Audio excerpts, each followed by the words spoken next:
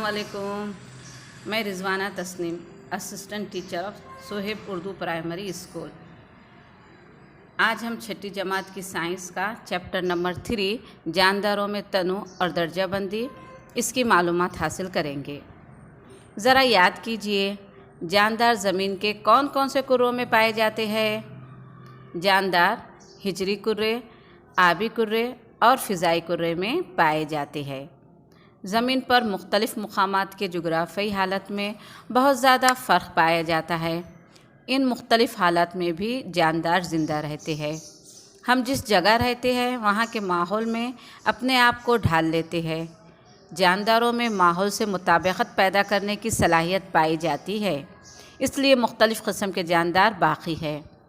बताइए तो भला, आपने जो नबातात और हैवानात देखे हैं, क्या वो तमाम एक जैसे होते हैं? नहीं, इन नबातात और हैवानात में बहुत ज़्यादा फ़र्क नज़र आता है, यानी तनु होता है।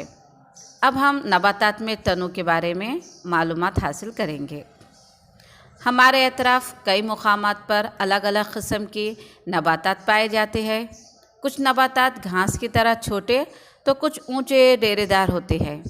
कुछ नबातात पानी के अंदर तो कुछ सतह पर तैरते नज़र आते हैं। रेगिस्तान में भी हमें कुछ नबातात नज़र आते हैं। इतना ही नहीं बल्कि एक ही क़िस्म के नबातात में भी हमें तनु नज़र आता है। जो नबातात सूरज की रोशनी में अपनी ग़िज़ा ख़ुद तैयार करते हैं, इन्हें ख़ुद कफ़िल नबातात कहते हैं। मसलन जासंती, गुलाब, अनार, सदाबहार वग़ैरह।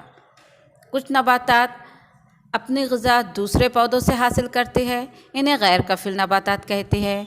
मसलन सहराई पौधे। Thank you for watching my video. अल्लाह हाफ़िज़।